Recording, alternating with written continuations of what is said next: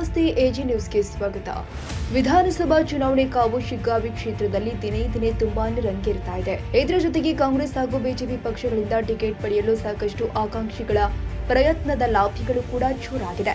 ಇದರ ಮಧ್ಯೆ talk war ಜಾಸ್ತಿ ಆಗಿದ್ದು, ಇದರ ಮುಂದುವರಿದ ಭಾಗವಾಗಿ ಉಪಚುನಾವಣೆಗೆ ಕಾಂಗ್ರೆಸ್ ಪಕ್ಷದ ಟಿಕೆಟ್ ಆಕಾಂಕ್ಷಿಗಳು ಆದ ಮಾಜಿ ಶಾಸಕ ಅಜಂ ಪೀರ್ ಖಾದ್ರಿ ಹಾಗೂ ಯಾಸಿರ್ ಅಹಮದ್ ಪಠಾಣ್ ನಡುವೆ ನಮ್ಮ ನ್ಯೂಸ್ ಸಮೂಹದ ರಾಜ್ಯ ಉಪಸಂಪಾದಕ ಬಸವರಾಜ್ ನಡೆಸಿದ ಸಂದರ್ಶನದಲ್ಲಿ ಬಿಗ್ ಟಾಕ್ ಫೈಟ್ ನಡೆದಿದೆ.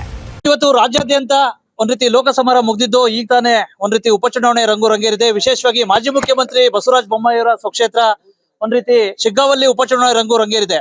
ವಿಶೇಷವಾಗಿ ಕಾಂಗ್ರೆಸ್ ಪಕ್ಷದಿಂದ ಮಾಜಿ ಶಾಸಕರಾಗಿರ್ತಕ್ಕಂಥ ಶ್ರೀ ಅಜಂ ಪೀರ್ ಖಾದ್ರಿ ಅವರು ಒಂದ್ ರೀತಿ ನಮ್ಗೆ ನಮ್ಮ ಪತ್ರಿಕಾ ಸಮೂಹ ಸಿಕ್ಕಿದ್ರೆ. ಸರ್ ನಮಸ್ತೆ. ವಿಶೇಷವಾಗಿ ಒಂದ್ ರೀತಿ ಉಪಚುನಾವಣೆ ರಂಗೇರ್ತಾ ಇದೆ. ವಿಶೇಷವಾಗಿ ತಾವು ಸಹ ಮತ್ತೆ ಈ ಬಾರಿ ಆಕಾಂಕ್ಷಿ ಆಗಿದ್ದೀರಾ. ಇದು ಉಪಚುನಾವಣೆ ನಮ್ಮ ತಲೆ ಮೇಲೆ ಬಂದಿದೆ.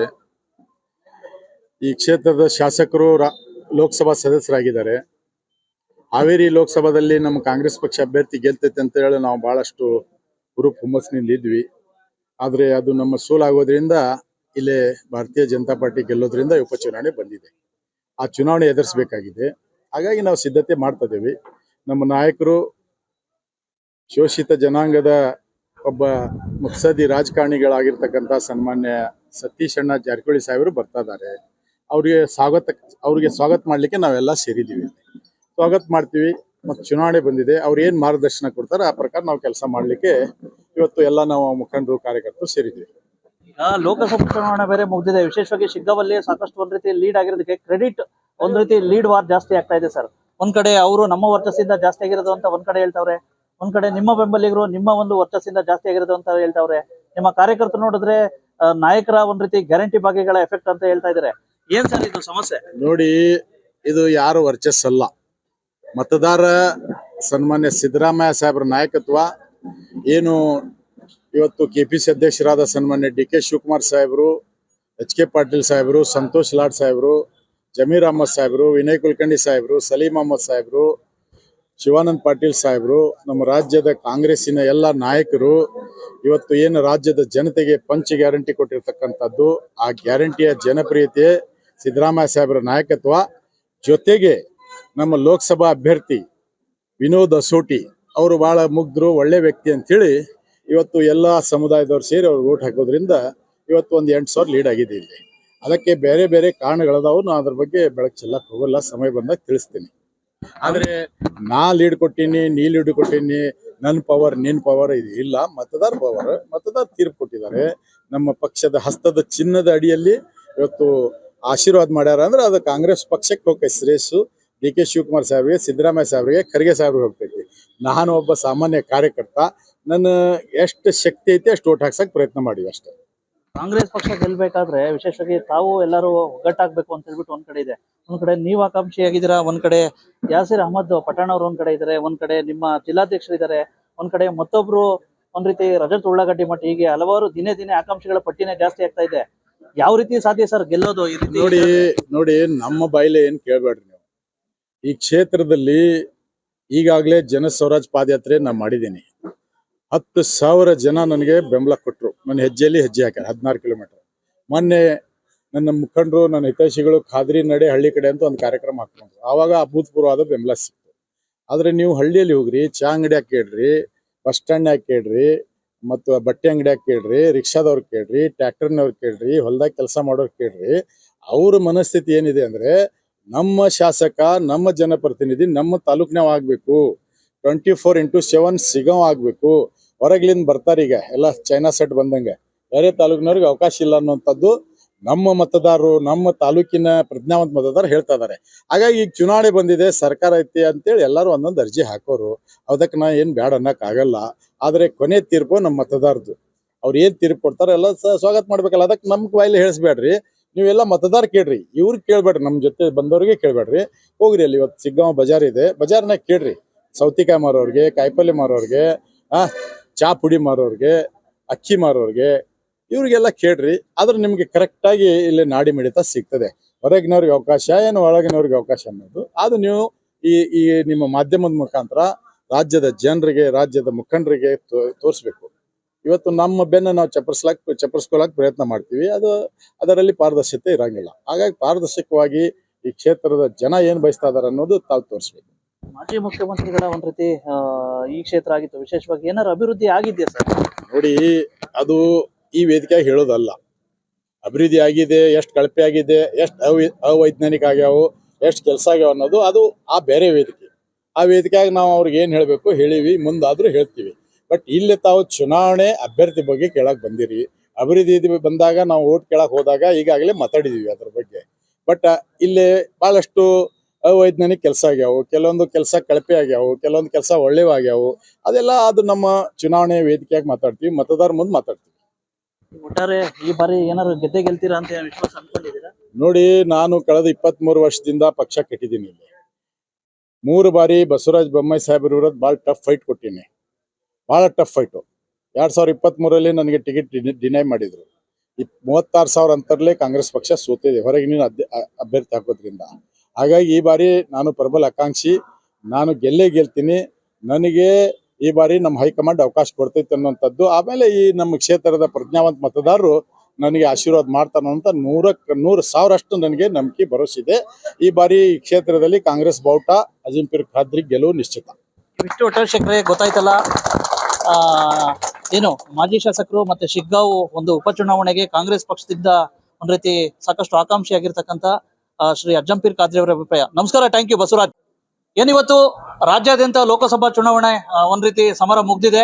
ಈಗ ಒಂದ್ ರೀತಿ ಉಪಚುನಾವಣೆಯ ರಂಗು. ವಿಶೇಷವಾಗಿ ರಾಜ್ಯದಲ್ಲಿ 3 ಉಪಚುನಾವಣೆಗಳು ಕ್ಷೇತ್ರಗಳು ಇದಾಗ್ತವೆ. ವಿಶೇಷವಾಗಿ ಅತ್ಯಂತ ಕಾವು ಏರ್ತಾ ಇರ್ತಕ್ಕಂಥದ್ದು ಮಾಜಿ ಮುಖ್ಯಮಂತ್ರಿಗಳಾಗಿರ್ತಕ್ಕಂಥ ಬಸವರಾಜ ಬೊಮ್ಮಾಯಿ ಅವರ ಒಂದ್ ರೀತಿ ಸ್ಥಾನಕ್ಕೆ ತೆರವಾಗಿರ್ತಕ್ಕಂಥ ಶಿಗ್ಗಾಂವಿ ಉಪಚುನಾವಣೆ.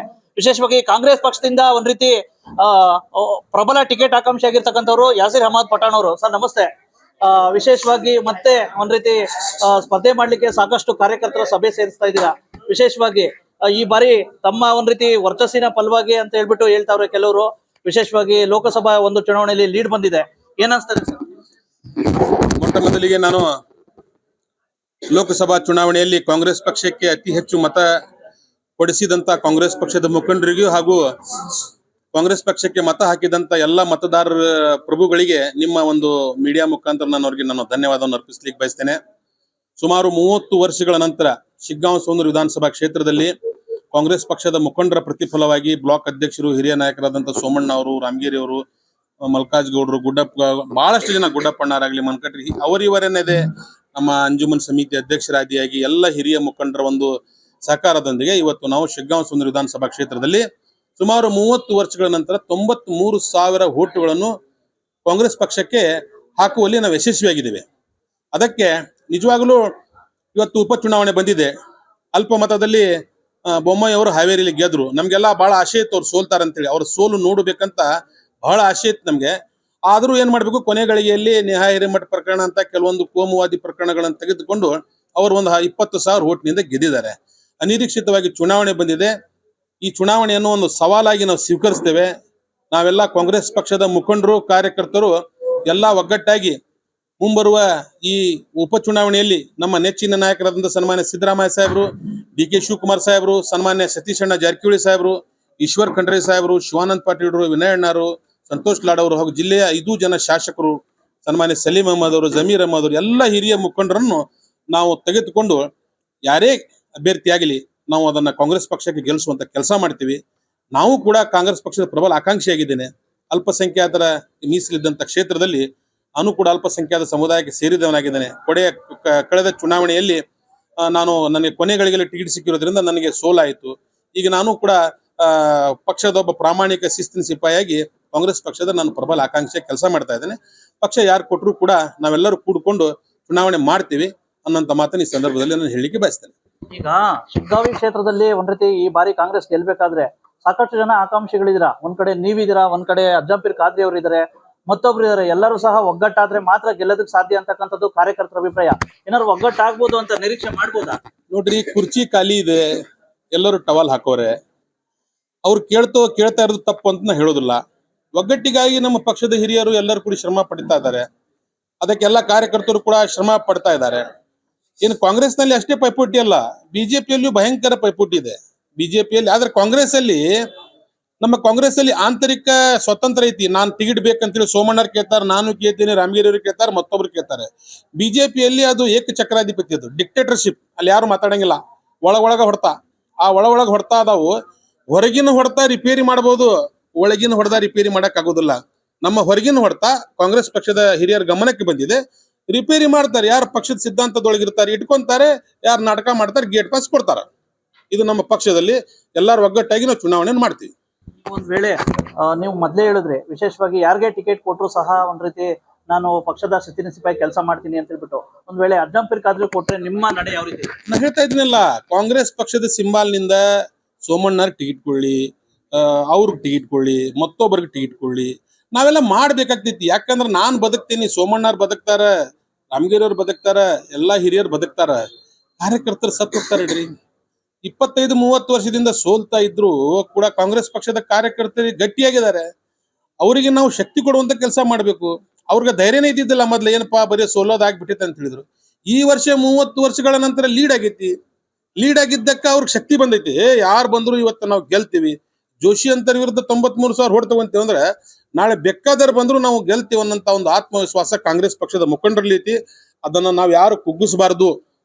ಹಿರಿಯ ನಾಯಕರಾದಿಯಾಗಿ ಎಷ್ಟು ಜನ ಆಸ್ಪಿರೆಂಟ್ಸ್ ಅದಾರಲ್ಲ, ಅವರೆಲ್ಲ ಬ್ಲಾಕ್ ಕಾಂಗ್ರೆಸ್ ಅಧ್ಯಕ್ಷರ ನೇತೃತ್ವ ಸಭೆಗಳಲ್ಲಿ ಬರಬೇಕು. ನಾಳೆ ಯಾರಿಗಾರ ಕಾಂಗ್ರೆಸ್ ಟಿಕೆಟ್ ಬೇಕು, ಕಾಂಗ್ರೆಸ್ ಪಕ್ಷ ಒಪ್ಕೋಬೇಕಂದ್ರ ಅವರು ಕಾಂಗ್ರೆಸ್ ಪಕ್ಷದ ಬ್ಲಾಕ್ ಅಧ್ಯಕ್ಷರ ನೇತೃತ್ವದಲ್ಲಿ ಸಭೆ ಯಾರು ಮಾಡ್ತಾರೆ ಅವ್ರಿಗೆ ಕಾಂಗ್ರೆಸ್ ಪಕ್ಷ ಒಪ್ಕೊಂತೈತಿ. ಸಪರೇಟ್ ಸಭೆ ಮಾಡಿದ್ರೆ ಪಕ್ಷ ಅಂತ ಮಾತಾ ಬರೋದಿಲ್ಲ. ಅಲ್ಲಿ ಕಾಂಗ್ರೆಸ್ ಪಕ್ಷದ ಫ್ಲಾಗ್ ಅಲ್ಲಿ ಕಾಂಗ್ರೆಸ್ ಪಕ್ಷದ ಅಧ್ಯಕ್ಷರು, ಕಾಂಗ್ರೆಸ್ ಪಕ್ಷದ ಜಿಲ್ಲಾ ಅಧ್ಯಕ್ಷರು ನೇತೃತ್ವದಲ್ಲಿ ನಡೆಯುವಂತ ಸಭೆಗಳಲ್ಲಿ ಯಾರು ಅಟೆಂಡ್ ಆಗ್ತಾರೆ ಅವರು ಕಾಂಗ್ರೆಸ್ ಪಕ್ಷದ ಅಭ್ಯರ್ಥಿ ಆಗಕ್ಕೆ ಅರ್ಹರು. ಈಗ ಶಿಗ್ಗಾಂವ್ ಕ್ಷೇತ್ರದಲ್ಲಿ ಒಂದು ಮಾತಿದೆ ಸರ್, ಮೊದ್ಲಿಂದನೂ ಸಹ ಒಂದ್ ರೀತಿ ಉನ್ನತ ನಾಯಕರು, ಬಿಜೆಪಿ ಮತ್ತೆ ಕಾಂಗ್ರೆಸ್ ಪಕ್ಷದ ಉನ್ನತ ನಾಯಕರು ಅಡ್ಜಸ್ಟ್ಮೆಂಟ್ ಪಾಲಿಟಿಕ್ಸ್ ಅಂತ ಹೇಳ್ಬಿಟ್ಟು ಮಾಡ್ಕೊಂಡಿದ್ರಂತೆ. ಇದ್ರ ಬಗ್ಗೆ ನಿಮ್ಮ ಅಭಿಪ್ರಾಯ? ಅಡ್ಜಸ್ಟ್ಮೆಂಟ್ ಪಾಲಿಟಿಕ್ಸ್ ಅದು ಕ್ಯಾಶ್ ಪಾಲಿಟಿಕ್ಸ್. ಅದು ಕ್ಯಾಶ್ ತಗೊಂತಾರ, ತಿರುಗಿ ಬೀಳ್ತಾರ. ನೋಡ್ರಿ, ಗಾಂಧೀಜಿ ನೋಡಿದ್ರೆ ಎಲ್ಲರ ಕಣ ಚಕ್ರ ಬರೋದ, ಅದು ಸಾಮಾನ್ಯ. ಅದು ದುಡ್ಡು ತಗೊಂಡು ಹೊಳೆ ಬೀಳ್ತಾರ, ಆದ್ರೆ ಲೀಡರ್ ಬೀಳ್ತಾರ, ಕಾರ್ಯಕರ್ತರು ಬೀಳೋದಿಲ್ಲ. ಅದು ಅಡ್ಜಸ್ಟ್ಮೆಂಟ್ ಅಲ್ಲ, ಕ್ಯಾಶ್. ಅದು ಯಾರಿಗ ದುಡ್ಡು ಮುಟ್ಟಿರ್ತೈತಿ, ದುಡ್ಡು ತಗೊಂಡು ಪರವಾಗಿ ಮಾಡ್ತಾನ. ಆದ್ರೆ ಇನ್ನ ಯಾರ್ದು ದುಡ್ಡು ನಡೆಯಂಗಿಲ್ಲ ಇಲ್ಲಿ. ಇನ್ನೇನಿದ್ರು ಸ್ವಾಭಿಮಾನಿ ಹೋರಾಟ. ಕಾಂಗ್ರೆಸ್ ಪಕ್ಷದ ಮುಖಂಡರು ಈ ವರ್ಷ ಸುಂಟ್ರ ಗಾಳಿ ಟೈಪ್ ಹಳ್ಳಿ ಈಗಾಗಲೇ ಪ್ರಚಾರ ಶುರು ಮಾಡ್ಯಾರ. ನಮ್ಮ ಸರ್ಕಾರ 5 ಗ್ಯಾರಂಟಿ ಕೊಡ್ತಾ ಇದೆ. ಬಿಜೆಪಿ ಏನ್ ಕೊಡ್ಬೋದು? ಒಂದ್ ಊಟಿಗೆ 1,500. ನನ್ನ ಇಲೆಕ್ಷನ್ ನಲ್ಲಿ 1,000 ಏನ್ ಕೊಟ್ರಂತೆ. ಈಗ ನಮ್ ಸರ್ಕಾರ ತಿಂಗಳ 45,000 ರೂಪಾಯಿ ಕೊಡ್ತಾ ಇದೆಯಲ್ಲ. ಜನ ಆ ಗ್ಯಾರಂಟಿಯನ್ನು ನಂಬಿ ಓಟ್ ಹಾಕ್ತಾರೆ ಹೊರತು ಯಾರ್ದೋ ಒಂದು ಇದು ಕದ್ದ ದುಡ್ಡಿಗೆ ಜನ ಈ ವರ್ಷ ಮಾರೋದಿಲ್ಲ. ಶಿಗ್ಗಾಂವ ಸುಂದರ ವಿಧಾನಸಭಾ ಕ್ಷೇತ್ರದ ಸ್ವಾಭಿಮಾನಿ ಮತದಾರರು ನಮ್ಮ ನೆಚ್ಚಿನ ನಾಯಕರಾದಂತ ಸನ್ಮಾನ್ಯ ಸಿದ್ದರಾಮಯ್ಯ ಸಾಹೇಬರು, DK ಶಿವಕುಮಾರ್ ಅವರು ಕೊಟ್ಟಂತ ಯೋಜನೆಗಳಿಗೆ ಓಟ್ ಹಾಕ್ತಾರೆ ಹೊರತು ಇವು ಏನು ಕದ್ದ ದುಡ್ಡು, ಇದು 40% ಕಮಿಷನ್ ದುಡ್ಡಿಗೆ ಈ ವರ್ಷ ಯಾರು ತಮ್ಮ ಒಂದು ಮತವನ್ನು ಮಾರ್ಕೊಳ್ಳೋದಿಲ್ಲ. ಯಾವ ಮುಖಂಡರು ಕೂಡ ತಮ್ಮ ಅಲ್ಪ ಅಮೌಂಟ್ಗೆ ತಮ್ಮ ಮಾರ್ಕೊಳ್ಳೋದಿಲ್ಲ. ಎಲ್ಲಾರ್ಗು ಒಂದ ಆಸೆ ಹುಟ್ಟೈತಿ. ಮೊದ್ಲು ಆಸೆ ಇರ್ಲಿಲ್ಲ, ಏನಪ್ಪಾ ಪ್ರತಿ ಸಲ ಸೋಲ್ತೀವಿ, ಈ ಸಲ ಗೆದ್ದೇವಲ್ಲ.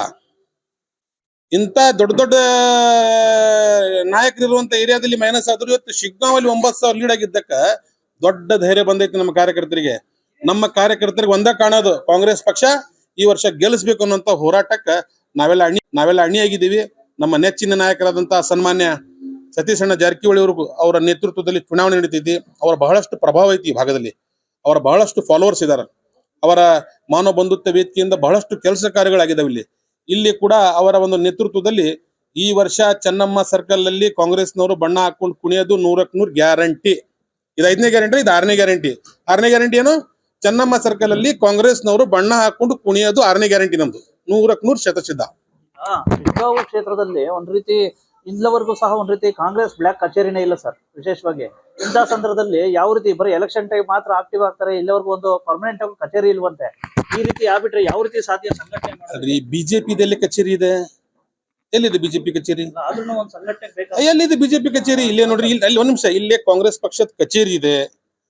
ಆದ್ರೆ ಜನರ್ ಕಂಡಿಲ್ಲ. ಅದು ಕಾಂಗ್ರೆಸ್ನವ್ರಿಗೆ ಅಷ್ಟೇ ಗೊತ್ತೈತಿ. ಸುಮಾರು 3 ವರ್ಷಗಳಿಂದ ಕಾಂಗ್ರೆಸ್ ಕಚೇರಿ ಇದೆ. ಕಾಂಗ್ರೆಸ್ ಕಚೇರಿಯಲ್ಲಿ ದಿನ ಕಾಂಗ್ರೆಸ್ ಪಕ್ಷದ ಮುಖಂಡರು ಸಭೆ ಸೇರ್ತಾರೆ, ಮಾಡ್ತಾರ. MP ಇಲೆಕ್ಷನ್ ಅಲ್ಲೇ ಮಾಡ್ಯಾರ, MLA ಇಲೆಕ್ಷನ್ ಅಲ್ಲೇ ಮಾಡ್ಯಾರ. ಸುಮ್ನೆ ಕಚೇರಿ ಇಲ್ಲ ಅಂತ ಹೇಳ್ತಾರೆ. ಕಾಂಗ್ರೆಸ್ಸಿನ ಬಗ್ಗೆ ಅಭಿಮಾನ ಯಾರಿಗೈತಿ ಅವ್ರಿಗೆ ಕಾಂಗ್ರೆಸ್ ಕಚೇರಿ ನೋಡ್ಯಾರ. ಕಾಂಗ್ರೆಸ್ನ್ಯಾಗ ಇದ್ದ ಮತ್ತೆ ಅದು ಬಿಜೆಪಿ ಬಿ ಟೀಮ್ ಅಂತ ಅವೆಲ್ಲ ಇರ್ತಾವ, ಅವ್ರಿಗೆಲ್ಲ ಕಚೇರಿ ಕಾಣೋದಿಲ್ಲ. ಕಾಂಗ್ರೆಸ್ ಪಕ್ಷದವ್ರಿಗೆ ಎಲ್ಲರಿಗೂ ಕಚೇರಿ ಐತಿಲ್ಲಪ್ಪ. ಇಲ್ಲಿ ಚುನಾವಣೆ ಮಾಡಿದೇವಾ? 2 ಚುನಾವಣೆ ಮಾಡ್ಯಾವ. ಒಂದು ಚುನಾವಣೆ ಮುಖ್ಯಮಂತ್ರಿ ಫೇಸ್ ಮಾಡಿ, ಮತ್ತೊಂದು ಚುನಾವಣೆಯಲ್ಲಿ 93,000 ಓಟ್ ತಗೊಂಡ್ವಿ. ಅಭಿವೃದ್ಧಿಗೆ ಸಂಬಂಧಿಸಿದಂತೆ ಏನಾದ್ರು ಅಭಿವೃದ್ಧಿ ಆಗಿದೆಯಾ ಶಿಗ್ಗಾಂವಿ ಏನಾದ್ರು? ಶಿಗ್ಗಾಂವಿಯಲ್ಲಿ ನೋಡ್ರಿ ಸ್ವಲ್ಪ ಜನ ಕಾಂಟ್ರಾಕ್ಟರ್ ಅಭಿವೃದ್ಧಿ ಆಗಿದ್ದಾರೆ, ಮುಖ್ಯಮಂತ್ರಿಗಳ ಸಂಬಂಧಿಕರು ಅಭಿವೃದ್ಧಿ ಆಗಿದ್ದಾರೆ, ಮುಖ್ಯಮಂತ್ರಿಗಳ ಸಹಪಾಠಿಗಳು ಅಭಿವೃದ್ಧಿ ಆಗಿದ್ದಾರೆ. ಆದ್ರ ಕ್ಷೇತ್ರ ಯಾವುದೂ ಅಭಿವೃದ್ಧಿ ಆಗಿಲ್ಲ. ಯಾಕೆ ಅಭಿವೃದ್ಧಿ ಆಗಿಲ್ಲ ಅಂದ್ರೆ ಇವತ್ತು ಬಹಳಷ್ಟು ಜನ ಮುಖ್ಯಮಂತ್ರಿಗಳು ನಾವು ಆದವ್ರು ನೋಡಿದೀವಿ. ಜಗದೀಶ್ ಶೆಟ್ಟರ್ ಆದ್ರು ಹುಬ್ಳಿ ನೋಡಿದ್ವಿ, ಬಿಜೆಪಿ ಅವರೇ ಆಗ್ಲಿ ಅವ್ರು ಯಡಿಯೂರಪ್ಪ ಆದ್ರು ಶಿವಮೊಗ್ಗ ನೋಡಿದ್ವಿ, ನಮ್ಮ ಸಿದ್ದರಾಮಯ್ಯ ಸಾಹೇಬ್ರಾದ್ರು ಮೈಸೂರು ನೋಡಿದ್ವಿ, ಎಸ್.ಎಂ. ಕೃಷ್ಣ ಅವರು ಬೆಂಗಳೂರು ಅಭಿವೃದ್ಧಿ ಮಾಡಿದ್ರು. ಆದ್ರ ನೀವು ಶಿಗ್ಗಾಂವ್ದಾಗ ಹೋಗ್ರಿ, ಸವಣೂರ್ನಾಗ 12 ದಿನಕ್ಕೊಮ್ಮೆ ಕುಡಿಯಾಕ ನೀರು ಸಿಗ್ತೈತಿ, ಶಿಗ್ಗಾಂವ್ದಾಗೂ 12 ದಿನಕ್ಕೊಮ್ಮೆ ಕುಡಿಯಾಕ ನೀರು ಸಿಗ್ತೈತಿ. ಆಮೇಲೆ ನಿಮ್ಮ ಸ್ಲಮ್ ಬೋರ್ಡಿನ ಮನೆಗಳಲ್ಲಿ ಅವ್ಯವಹಾರ ಆಗೈತಿ. 7 ಲಕ್ಷ ರೂಪಾಯಿ ಮನಿ ಅಂತಾರ, 2 ಲಕ್ಷ ರೂಪಾಯಿ ಮೆಟೀರಿಯಲ್ ಕೊಡೋದಿಲ್ಲ.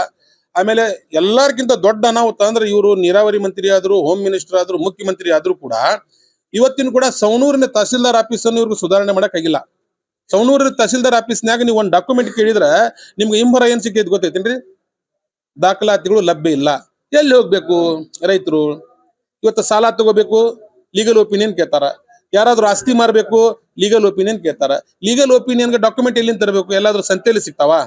ಸುಮಾರು 20 ವರ್ಷಗಳಿಂದ ಈ ಕ್ಷೇತ್ರದ ಶಾಸಕರಾಗಿ, ನೀರಾವರಿ ಮಂತ್ರಿಯಾಗಿ, ಮುಖ್ಯಮಂತ್ರಿಯಾಗಿ ಒಂದು ತಹಸೀಲ್ದಾರ್ ಆಫೀಸ್ ಅನ್ನು ಸುಧಾರಣೆ ಮಾಡಲಿಲ್ಲ. ಆದ್ದರಿಂದ ಈ ಕ್ಷೇತ್ರದ ಜನರಿಗೆ ಅನ್ಯಾಯ ಮಾಡಿ ಇಲ್ಲಿಂದ ಅವರು ಪಲಾಯನವಾದ ಮಾಡಿದ್ದಾರೆ ಅನ್ನೋ ನೇರ ಆರೋಪವನ್ನು ನಾನು ಮಾನ್ಯ ಬಸವರಾಜ ಬೊಮ್ಮಾಯಿ ಮೇಲೆ ಮಾಡ್ತೀನಿ. ಈ ಬಾರಿ ಟಿಕೆಟ್ ಸಿಗುತ್ತೆ, ಗೆಲ್ತೀರಾ? 100ಕ್ಕೆ 100 ಗೆಲ್ತೀವಿ. 100ಕ್ಕೆ 100 ಈ ವರ್ಷ ಚೆನ್ನಮ್ಮನ್ ಸರ್ಕಲ್ ನಲ್ಲಿ ಕಾಂಗ್ರೆಸ್ಸಿನ ವಿಜಯೋತ್ಸವ 100ಕ್ಕೆ 100 ಆಗ್ತೈತಿ ಅನ್ನೋ ಮಾತನ್ನ ಈ ಸಂದರ್ಭದಲ್ಲಿ ನಾನು ಹೇಳಿಕ್ ಬಯಸ್ತೇನೆ. 100ಕ್ಕೆ 100 ನಮ್ಗೆ ಸಿಗ್ತೈತೆ ಅಂತ ವಿಶ್ವಾಸ ಐತಿ. ಪಕ್ಷ ಯಾರಿಗೆ ನಿರ್ಧಾರ ಮಾಡಿದ್ರು ನಾವು ಪಕ್ಷದ ಜೊತೆಗಿರ್ತೇವೆ ಅನ್ನೋ ಮಾತನ್ನ ಈ ಸಂದರ್ಭದಲ್ಲಿ ನಾನು ಹೇಳಿಕ್ ಬಯಸ್ತೇನೆ. ಇಷ್ಟು ಒಟ್ಟಾರೆ ಗೊತ್ತಾಯ್ತಲ್ಲ ಏನೋ ಶಿಗ್ಗಾಂವಿ ಕ್ಷೇತ್ರದಿಂದ ಮತ್ತೆ ಕಾಂಗ್ರೆಸ್ ಪಕ್ಷದಿಂದ ಟಿಕೆಟ್ ಆಕಾಂಕ್ಷಿಗಳಾಗಿರ್ತಕ್ಕಂಥ ಶ್ರೀ ಯಾಸೀರ್ ಅಹಮದ್ ಪಠಾಣ್ ಅವರ ಅಭಿಪ್ರಾಯ. ನಮಸ್ಕಾರ. ತಾಜಾ ಸುದ್ದಿಗಾಗಿ ಎಜೆ ನ್ಯೂಸ್ 24x7 ಗೆ ಸಬ್ಸ್ಕ್ರೈಬ್ ಮಾಡಿ ಮತ್ತು ಬೆಲ್ ಐಕಾನ್ ಒತ್ತಿ ತಪ್ಪದೇ ಲಿಂಕ್ ಶೇರ್ ಮಾಡಿ.